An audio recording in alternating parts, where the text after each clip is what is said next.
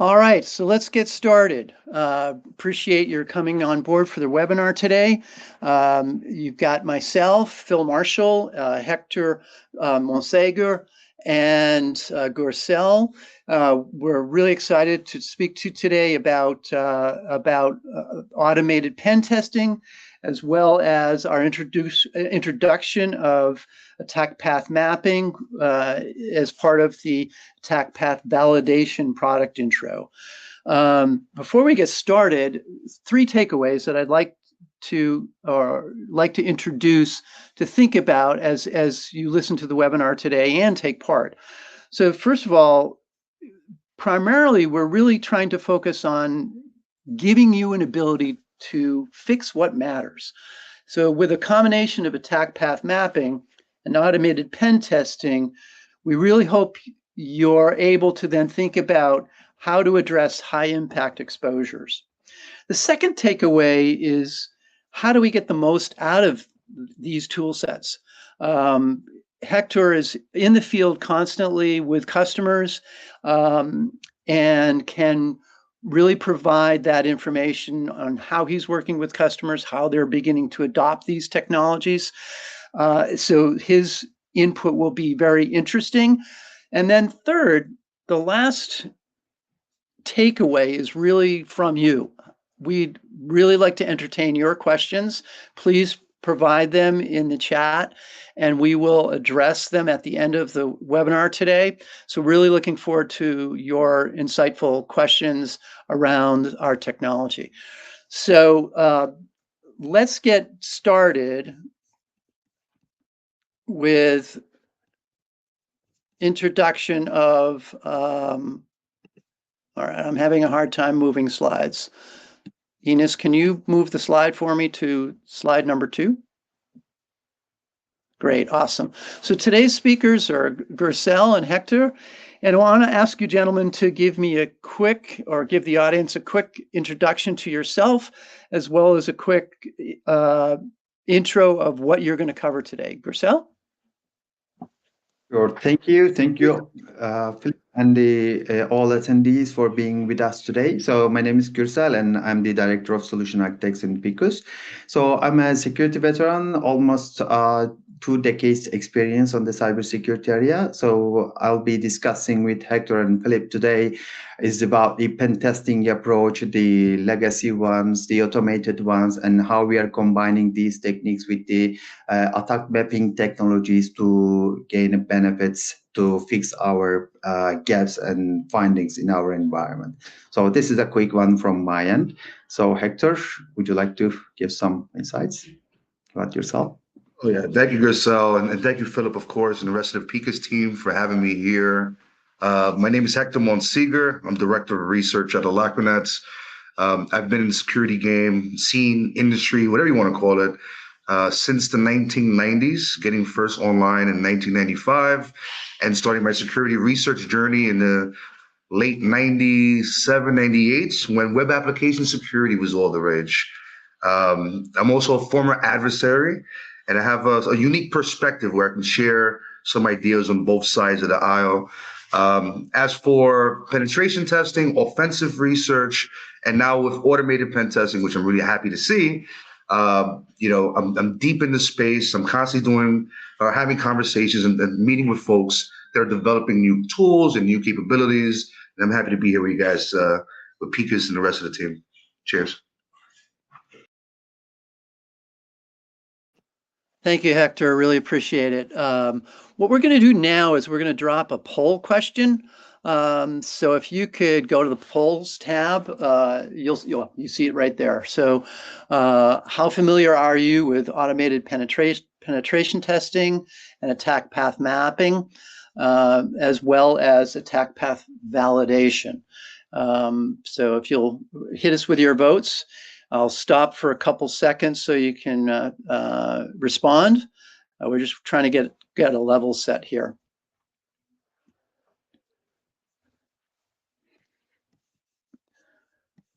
Terrific, thank you. We'll review some of the answers to, or some percentages later in the webinar. So thanks so much.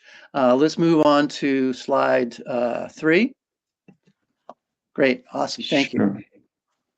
So Gürsel, do you want to address? I know you might have some upfront questions for Hector as well.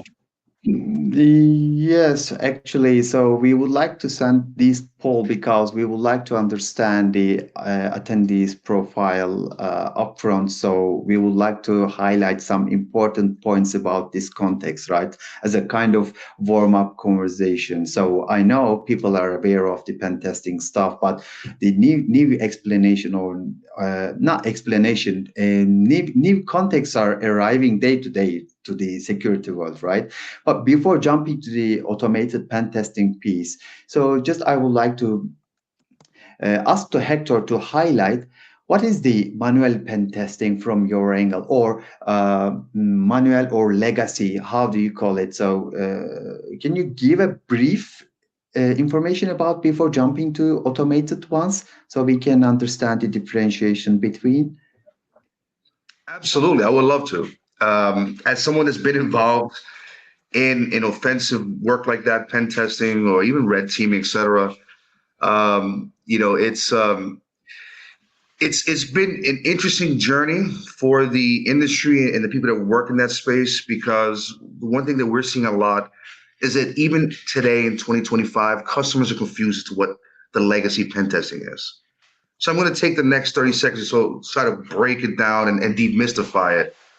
So when it comes to assessing vulnerabilities for an organization, and you're identifying assets and scanning assets, services, and ports, looking for misconfigurations, version numbers for vulnerabilities, that's usually part of like the vulnerability scan portion, right? There is a vulnerability scanning phase of the engagement, which works, to kind of help the assessor identify assets, identify potential issues.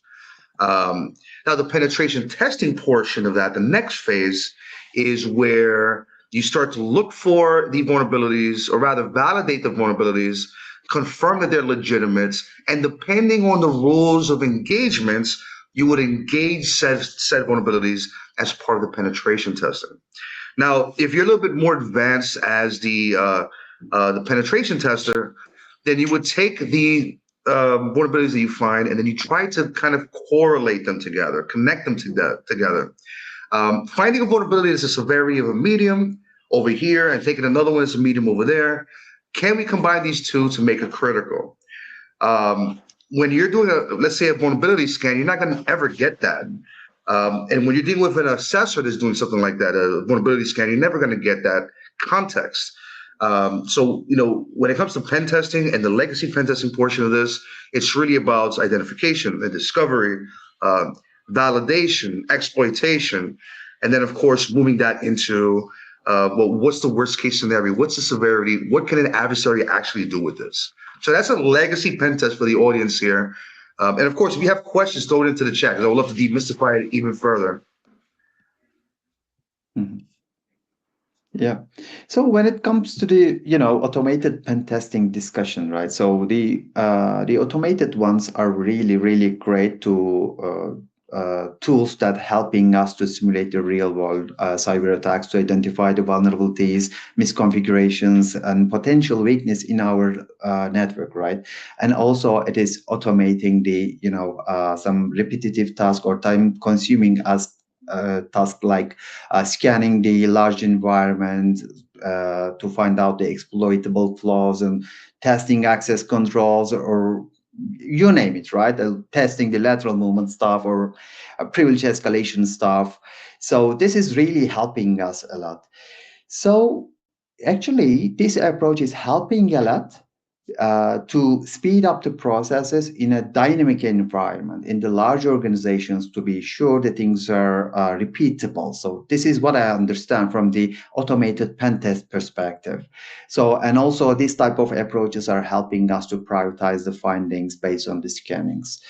So, of course, these are the positive stuff from the automated pen test perspective. Of course, there's shortcomings with the automated pen test approach, right?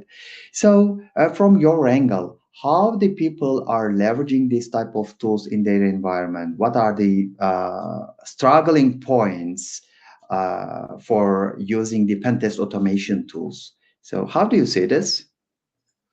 That is a great question, but I do want to add to what you were saying. You made some very good points, Gürsel. One of the best things about where we are at today and what Picus is doing is bringing customers away or taking them away from the point in time, one time a year engagement, and bringing them into the continuous conversation. Okay, so yes, I do manual pen tests. I provide you a report. I give you the report on January 1st. By January 5th, the report is obsolete. Now, as you have automation to do this continuously, and that's the game changer. Now, let me kind of give you some perspective, folks, on what I'm seeing in the industry with my customers and other customers and CISOs and pretty much any organization I speak to. And that is that there are automated platforms that exist. The main problem that we're seeing is we're seeing a price concern. Some of the platforms are maybe too expensive. Another concern is always going to be accessibility. I'll give you guys some perspective, if you guys don't mind here, right? If you are a CISO and you have, let's say, a small to medium-sized team, you have maybe 15 folks on your team in total. Some of them are doing SOC, some of them doing support, whatever, okay? Now, if you get into a very complex product that does the automated pen testing, that's all beautiful, but it requires that you train 1 or 2 of your employees to actually use the products, then you're now investing time, you're investing money into that local talent and converting them into being just a user of the product, okay?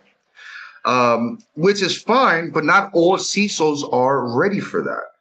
And they may not have the talents for that. So that's the 2 main concerns I'm seeing with automated pen testing. I think the third one is, since people don't really understand what pen testing, the legacy pen testing is, they're not ready for the automated pen testing. Those are 3 concerns I'll give you, Gürsel, if you don't mind. Definitely. Especially for the last concern for me, it's really, really tough. So people are coming to you and asking for the automation stuff. The first question that I'm asking, what you want to automate in pen testing? So everyone is looking to you. Okay, the entire process in pen test. Okay, so what is the objective? So big question mark on the mind. So this is the problem that we are seeing in the field actually. So there are great tools that are used for the pen test automation stuff. So you are giving the IP addresses and the whatever you want to say. So they are creating 100 pages reports to you, and then again you are struggling to understand what happened, what they found, how you can fix this. And it is becoming a kind of a problem, a new problem to you. In the legacy approach, you were thinking about, okay, we got the report, so it's not continuous, so it is old report if you compare with the last month. So focus on the fixing stuff, that's fine. So now you are spending money, stepping ahead to make it continuous way, but with the outcome, now you are in a big trouble, even you spend more money for it, right? So there is a lack of human resources, knowledge. So without having this kind of knowledge, it is really hard to deal with the solutions itself, right? So we can make it easy for you as tool perspective, but still we will require people to read it, understand it, fix it, and revalidate it with this tool. So this is from the automated pen test perspective. So what we are saying, how do we understand the pen test automation stuff? So this was a good discussion, Hector, for your explanations are great. Thank you. So that's why we send a poll questions to you. So what do you understand when people say pen test automation? So do you feeling the same? So this is question to audience, but I don't expect any answers right now. So it could be hard to count the numbers through chat. So So if we think we understood the pen test automation piece, so we can highlight the attack path management pieces. So yeah, So, Gürsel, I just wanted to break in and give folks a sense of where sure. they think they are. And 19% are familiar with attack path mapping and all of the automated pen testing and APV as well. 54% are partially aware of these technologies, and 27% are not aware at all. So it's a mix here, but I would say that should tell us to go into some level of detail regarding definitions of the technologies themselves. So really appreciate it, and thanks everyone for participating. Great, thank you very much. So now this is another term that we are seeing in the field. Probably you are hearing more. So it's like, attack path mapping. It is helping us to visualize and prioritize the potential routes for the hackers might take to achieve their objectives. So within the network, right? So it is identifying the critical vulnerabilities, misconfigurations, and high risky choke points where the multiple attack paths converge, giving security teams a clear picture of where to focus their effort actually. So when you say attack path mapping, most of the time I'm saying, as a side note, I'm saying it's a assumption-based approach. So if you are looking from the vulnerability perspective, so the tools or approaches are saying that, okay, you have this much vulnerabilities in your network.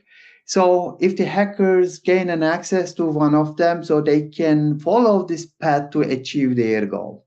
So this is a kind of assuming for the breaches, right? So there is another way by focusing on the misconfigurations inside the network. For example, gain a domain admin credentials. So they're collecting some information about your environment, and then again they are assuming, okay, we are seeing some misconfigured things in your environment, so people can gain an access to your Active Directory and they become a domain admin in your environment. So this is what we are seeing from the attack path management perspective. So Hector, would you like to add a couple of comments on top of it? So, Oh yeah. what do you say? Yeah.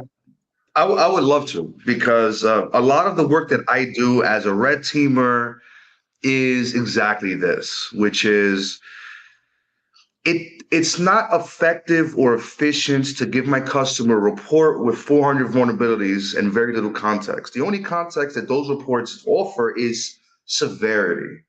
And if the customer looks at severity, and out of 400 pages, there is 20 vulnerabilities that are critical. The assumption for the customer at that point is, now I need to dedicate resources to fix these 20 critical vulnerabilities. But here's the reality, ladies and gents.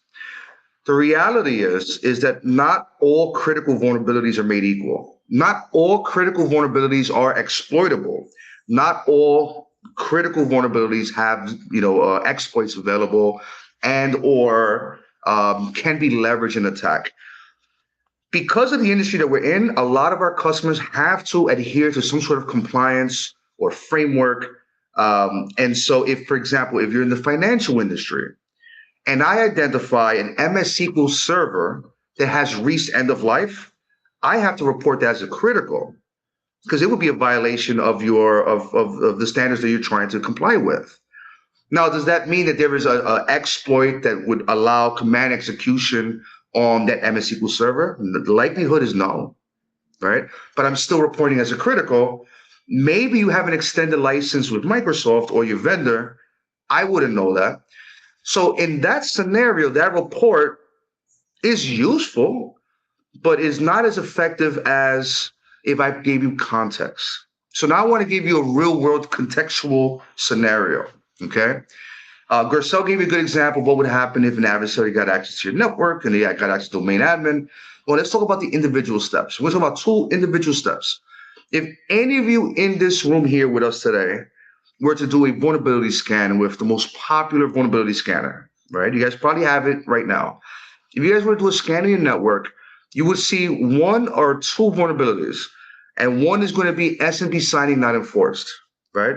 It's a very, very old misconfiguration by default, and can be leveraged in a relay attack on the internal network. Your vulnerability scanner is going to tell you it is a medium severity. And because it is a medium severity, right, you're likely not going to fix or remediate that misconfiguration.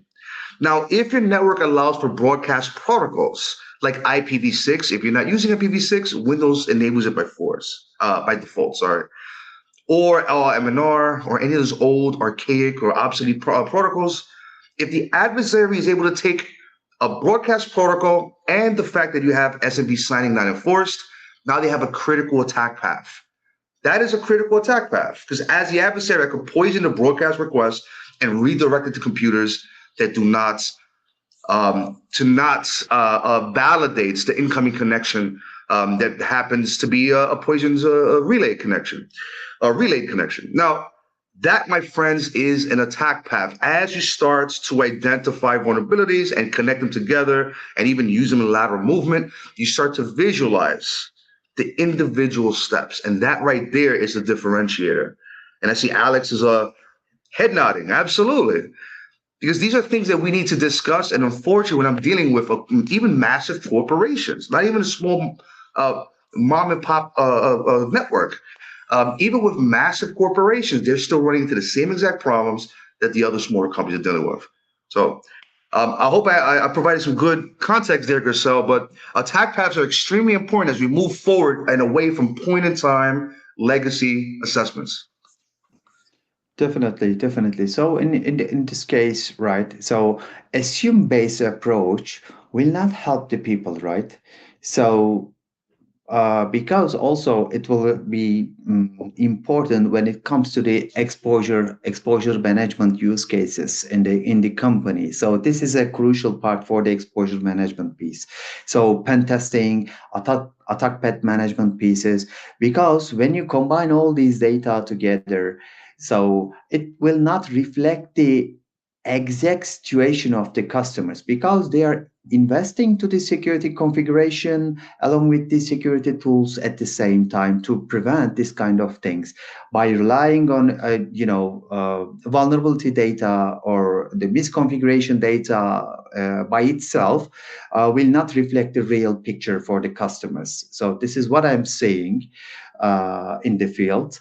So time to time, I will connect the dots together between the pen testing things and then attack path management stuff together.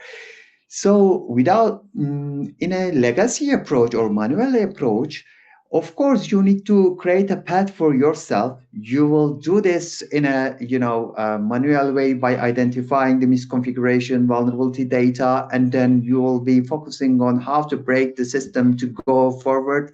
So this is a huge time-consuming activity. And even you successfully, you are muted if you are saying something good to me, so I can't hear you.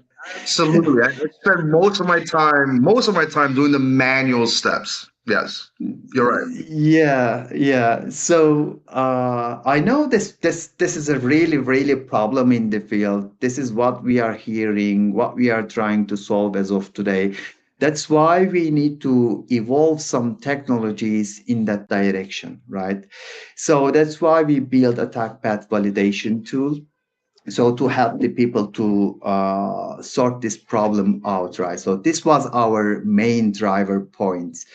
So actually, the systems are growing. Cyber threats are getting sophisticated day by day. So the attackers are not relying as single vulnerabilities.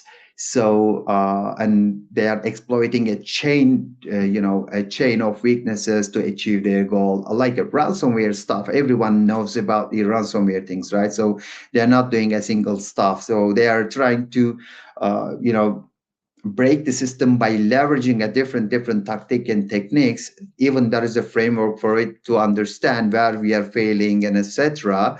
So with the traditional security approach, like a standalone vulnerability scanning or the manual testing, are insufficient to keep up to date our environment secure, as these techniques are evolving daily basis, right?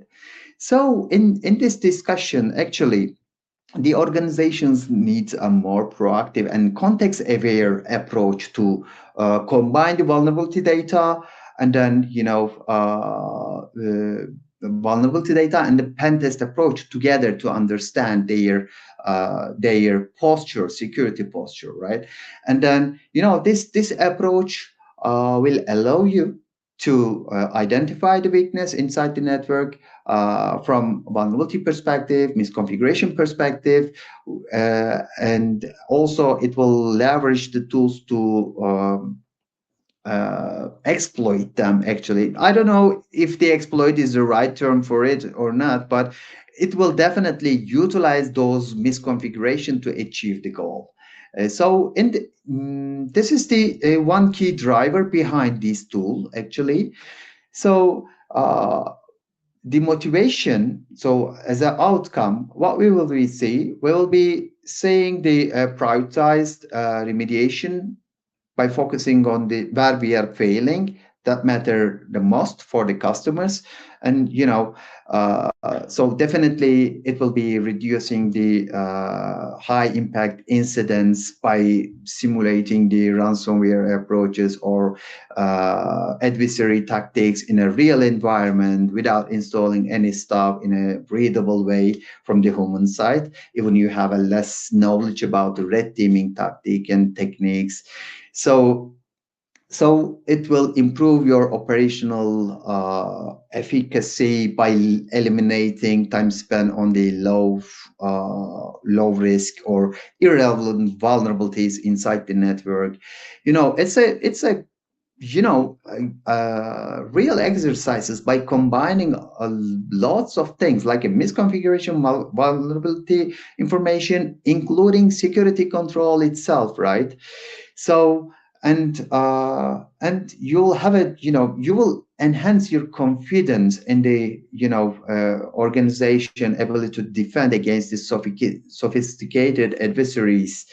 So this is why we built this, why we designed this, by combining the attack path validation, attack path mapping stuff, and automated pen testing stuff together.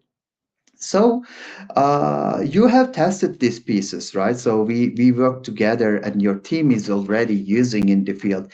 So do you have any words about the attack path validation approach from the Picus angle? So would you like to share your experience? Yeah, absolutely. So I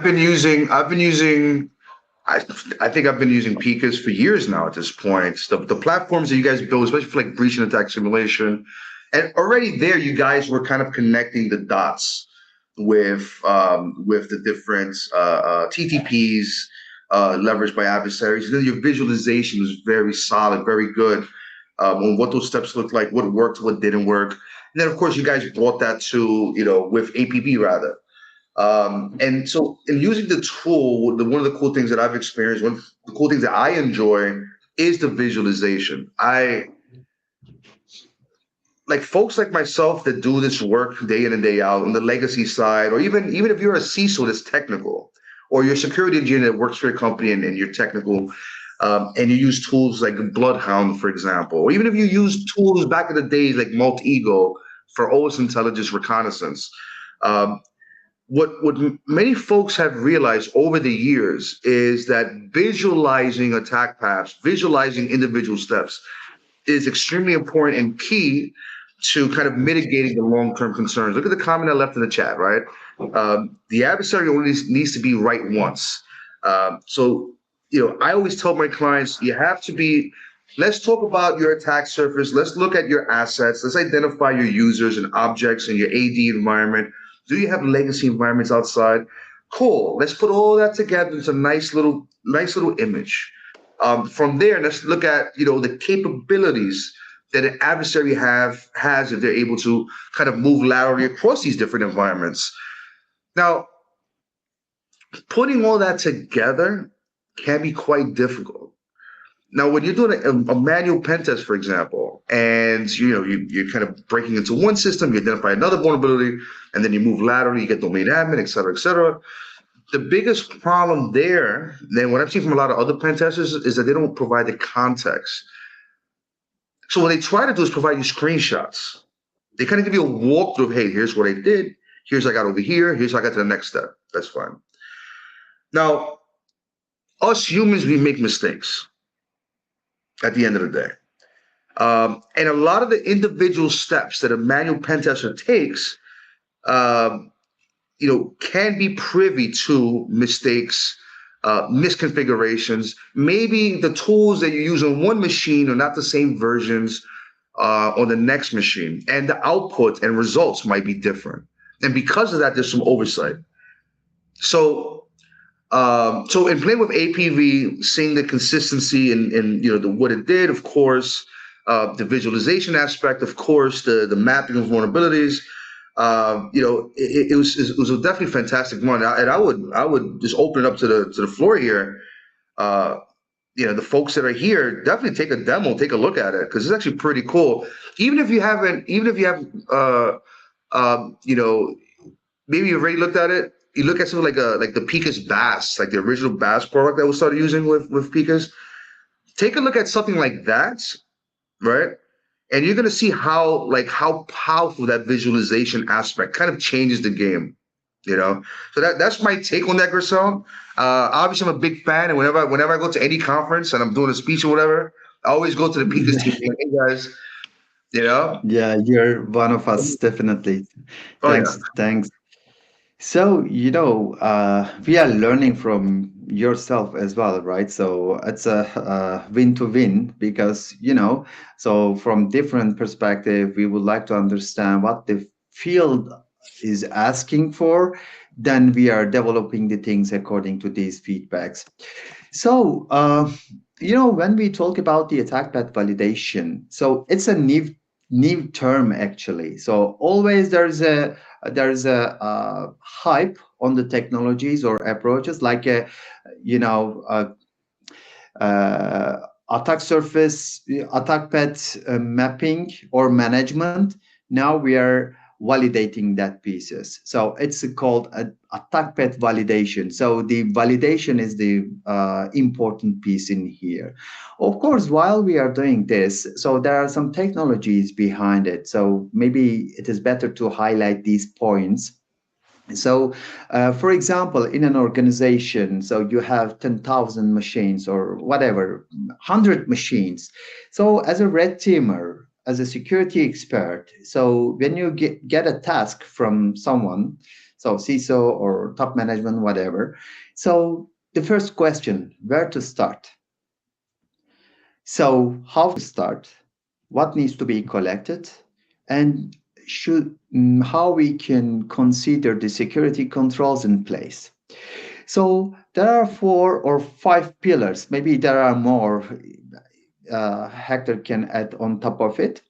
So after me. So, while you are considering this much information, even before starting this analysis, right? How much time you can spend on it? So what will be the critical path for you?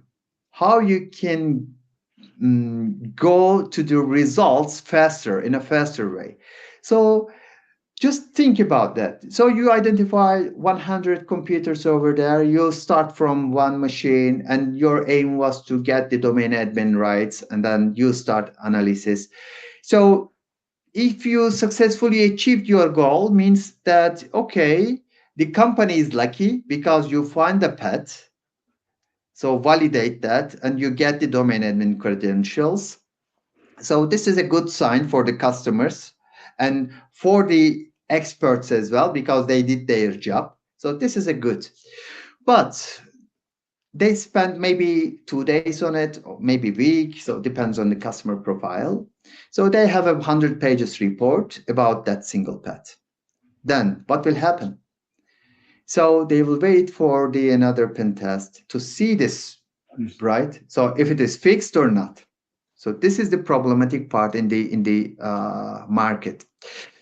So this is good, but what if the experts couldn't find the path to achieve their goal in this simulation, or not the simulation, in this pen test exercise?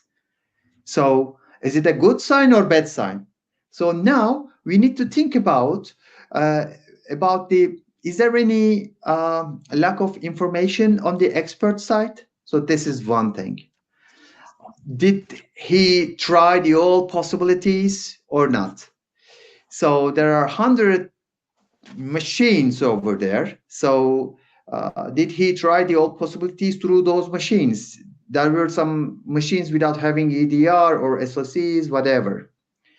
So now we are living with the questions. Even we get good results or bad results, doesn't matter. So always we will have a question, big question mark in our head, right? So to speed up this kind of processes, we built this one. For example, in this slide, you're saying a privilege escalation, but doesn't matter. So think about from the hacker perspective, they will make some discovery actions in your environment. So there are multiple ways to do this. So let's say there are 10 different techniques to make a discovery in your environment, and for each techniques, there are 100 different type of tools, methods, even using the legitimate methods to collect the information. The privilege escalation is the same. So how can you achieve that goal by using a human performance to test all of them in a day, right? So this is what we are solving as of today from the product perspective.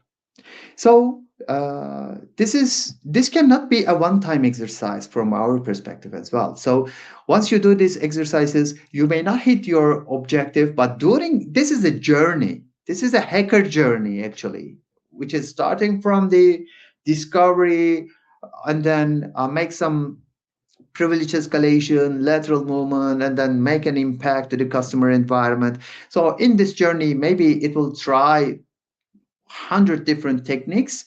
While doing this, you must be quiet as well, because everyone has some alerting mechanisms over there. They can immediately get you out of the network, and then so it is not an easy task actually for the people. So in this approach, what we do, we are starting from so we are changing the mindset. So we are coming from the boss perspective, because the pioneer in the breach attack simulation area, and then by hearing the field requests, so we developed the attack path validation solution. So this is more red teaming mindset. So we are assuming the breach, and then starting from there, making a discovery stuff, and then make an analysis, find the right paths to go, and then use the misconfiguration things, and then achieve the goal. So we may not achieve the goal all the time, of course. But this means that we try the shortest path in this company and we couldn't achieve the goal. This is good sign for you, because there are hundreds techniques behind it, tested already. And now you can start analyzing from another machine with different privileges. So as a security expert, you just need to, just create a hypothesis. If somebody gets an access to my CEO computer with his rights, what they can do, right? So just from the legacy perspective, how much time you can spend on this kind of activities regularly, how many scenarios you can test in your environment regularly. So from that perspective. Of course, there are lots of challenges around this. So it is not a one-click exercise for everyone. So, but we are seeing while people are doing this kind of assessments, so not just from the Picus perspective, from any kind of perspective. So there are lots of key challenges. Just I would like to uh, highlight one point, like a customization. This kind of out of the box configurations or simulations doesn't provide much customizations to you in the pen test automation approaches, but it is allowing you to customize these scenarios. So Hector, from your perspective, when you go to your customers, what they are facing as a challenge, even they are using this kind of tools, or if they are not using tools, what do you see on the field side? Yeah, it's a great question that has a lot of answers, and a lot of the answers that I'm seeing, if I were to do like a ranked choice system, like the biggest problem that they have is the customer will come to me and say, "Hey, Hector, we need to do a pen test. We've never done a pen test before, but now my state here in the mainland U.S. has a cyber insurance requirement, and we have to kind of do that." That's a big thing for them, and in most cases, when they get those pen tests, they're not ready. That's the problem. There is a certain maturity problem with the security programs where, yes, they might have a CISO, they might have a CIO, they might have a security engineer, some folks there, some IT support, but they've never really done security work on the organization. And because of that, any pen test is quite a complex undertaking for them. Okay. If it's a flat network, it's usually okay. But if they've done some work on VLANs or segmentation, deployments can be difficult. Another problem that see a lot of clients having when it comes to even engaging for a pen test, that is the budgetary constraints, right? There's always a set budget for cybersecurity every year, and as with everything else, prices have gone up almost in every industry. Even in cybersecurity, where it's saturated, you can find a pen test on every corner if you want, and even then, all these prices have gone up substantially, and so that's always a current concern for them because now a lot of stakeholders, board members, or even some states in the United States are having language or conversations around continuous assessments. So if an organization spends, let's say, $50,000 on one pen test, internal network, external network, social engineering, et cetera, et cetera. Now the CISO's like, wait, hold on a second. If my stakeholders, or rather, if my state or if my cyber insurance provider is asking me to have a continuous assessment, there's no way that I'm going to be able to afford $50,000 per assessment X times a year. So that's always a massive concern for them. So actually, there's some panic, Gürsel, around that, because in their minds, they're thinking, well, if it's continuous, then it's more expensive. So that's another battle that you and I have to deal with as we try to help organizations. Yeah. Right? And then there's one final point that I want to make here, and that is that a lot of customers are running into a problem with, okay, Gürsel, Hector, you guys have given us these reports. Thank you. I have nobody to fix anything. I don't have the talent to do remediation, right? And so what happens is, yes, they've satisfied their cyber insurance policy. They've made the SEC happy. They've made the FTC happy. They've made the FDA happy. They made all these organizations happy. Everybody's happy. The problem is now your stakeholders are not happy. Your stakeholders are not happy because now there's evidence that you have security vulnerabilities in your environment and you have no way to deal with them. That's another problem the organization will have to deal with as we kind of get more into the continuous space and do more of these engagements. And that's it pretty much, that and a missing talents, who am I going to have to run this? Yeah. So this is where I would like to come, right? People, process, and technology issues, right? So from your perspective, you already highlight some points. So from the people perspective, the major issue is the talented persons, right? Even there is a talent, so there is a time constraints, right? So how they can do all the things during the day. So there's already much to do.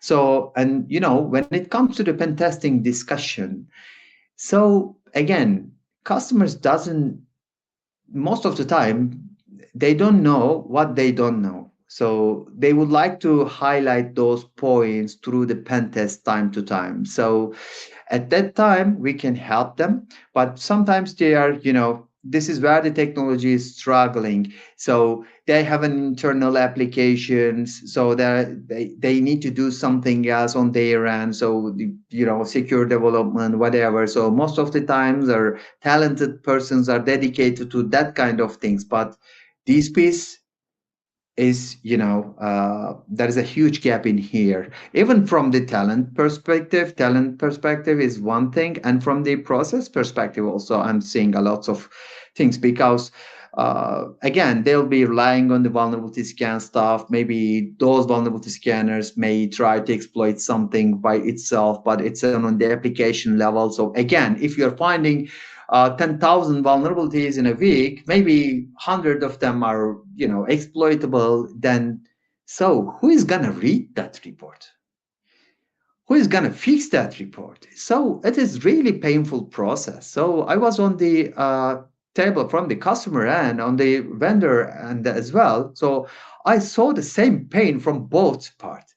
So even I showed the gaps to people. So they were asking, okay, help me to fix this. So even you are finding something about, about the Kerberos users, right? So we obtain the Kerberos users, which is very, very critical information that we collect from their end. So we can crack those passwords, those hashes in the wild, and then we can gain an access to everywhere, right? So all security program will be garbage. So, but when you explain these things to the people, the big question mark, what is care bursting? So it is something serious or not? So then now we need to start from scratch to explain. So this is what it is and then why it is important. So I'm not coming to how we found those things. So we need to start from scratch to explain to teach the people, right? So from your angle, so when it comes to people, it is clear. From the process perspective, yeah, we may have a different approach here. And from the technology perspective, do you want to add something on the process side or technology side? Where should we invest? Where should we look deeply to understand all these things to see the big picture? So from my end, so I will spend a couple of words and I would like to give the mic to you. So I'm highlighting the exposure validation a lot. So this approach, even today we are discussing the attack path validation, mapping, pen testing. So this is a single piece from the technology side to see the big picture. So because, you need to focus on the security control itself, the efficacy of them from prevention plus detection perspective, and user the customer context, what they have their environment. So, and then the threats that are targeting their environments, their countries, regions. So this is what the matter most for them, right? So if you try to combine all these things together, you'll be able to see the exposure. So this is called exposure management. In many research companies are highlighting these pieces, but we are calling this as a exposure management. Every vendor is pulling the exposure management to their side by highlighting the vulnerabilities, either the misconfiguration pieces. But again, the context, you should focus on that piece for sure, focus on the misconfiguration for sure, and then focus on the TTPs for sure, and then validate the entire network, entire infrastructure along with the attack path validation. So if you can combine all these things together, it will be called as exposure validation. This is a very bold word. Rather than saying management, okay, we are managing. What do you do? We are listing prioritizing based on the findings. Did you prove that it is really harmful for you? No, we need to ask to someone to check if it is there or not. But again, we are losing the continuity, right? So this is what we are trying to accomplish in here from various perspectives. So these were my last ones. So if you like to add something on top of it, I'm happy to hear, and audience like to hear more as well. Yeah, no, you made some very good points there. I think that, look, you guys remember Philip, Gürsel, you guys have been around and this industry is still very young, right? This industry is less than 25 years old or whatever it is, right? It's a very young industry. So when we started, there was nothing. Everything was open. It was a wild west, right? There was a point, I remember, when NATs, or network address translation, wasn't even a thing. So the moment you connected to the internet, you were exposed to the internet. You had an external, internet IP. It goes to show you how we've made some massive changes over time. It took us quite some time to deal with the password problem and authentication, authorization problem. We've had some great concepts with zero trust, and all those really cool things came into play. And now we're looking at, especially us and in this part of the industry, we're looking at, well, how can we help our clients deal with their security concerns, their security posture, tightening that, improving like their security program maturity, helping them with like the vulnerability management portion of it, right? I mean, we've mentioned a couple of times, and the reason why we're mentioning it a couple of times for the audience here is one of the biggest problems you're always going to have, regardless if you do a pen test with me or you do a pen test with yourself manually or you hire a third party, it doesn't matter. You're always going to end up with a series of issues and vulnerabilities and some details on what it is that you need to deal with. And it's all, I would say, relative to your industry and relative to your organization. Maybe some things are within your risk appetite, right? And that's fine. But the reality is when you take something like an APV or even like the vulnerability mapping, and you're able to kind of map vulnerabilities, you create an attack path, you're looking at the visuals, you're understanding the individual steps. Now, those individual steps for that, even that one example you get, even if you only find one attack path, what it's going to do for you is give you individual steps that can be utilized in many other attacks. When you look at the red report, right? So Picus came out with a red report, and they do it every year. And I've been reading it every year. It's a great report. Check it out. Then in the report, these guys have reverse engineered hundreds of thousands of malware strains and hundreds of thousands of different ransomware payloads, most of which is usually probably the same code base, but a lot of it are iterations. But you know what's the craziest thing out of all those different malware payloads? The crazy thing is that a lot of them share the same techniques, procedures, right? Tactics, right? In some cases, you might have two entirely different groups using the same exact steps with a slight deviance. Okay. So as you start looking at the results from either a network of a manual pen test or APV, what you're going to get are individual steps that you can start to identify, isolate, remediate, and fix. Now, I'm looking at the comments in the chat. We have some really good commentary here with regards to remediation. And that takes me back to the vulnerability management portion. Go ahead, Gürsel. Yeah. So, I saw the question over there. So, removing the risk pieces. So, if you are dealing with the vulnerabilities itself, this is a kind of war we will never win, right? So, from the remediation perspective, if you see the full path of the threat, so if you remove the choke point as a computer, so this is a solution. So if there is something over there, so you don't need to think about, okay, so how to fix the codes and etc. Remove the computer, see if there's a new path or not. So according to this information, of course, you can dig in details to see where we are failing. Okay, there is in one customers, I saw that, so they signed a certificate with a domain admin, which was a vulnerable one. And they distribute that certificate to the clients. So after you gain that certificate, so you are becoming a domain admin.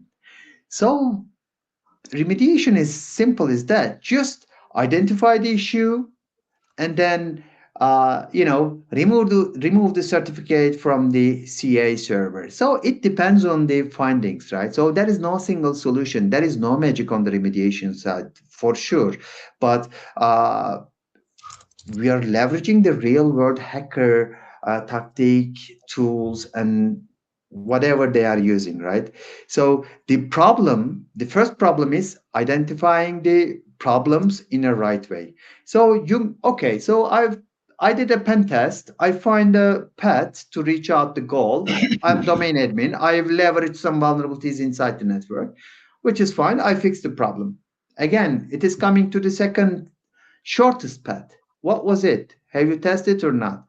So the third shortest path, fourth one. So these are the problems we are often seeing in the field.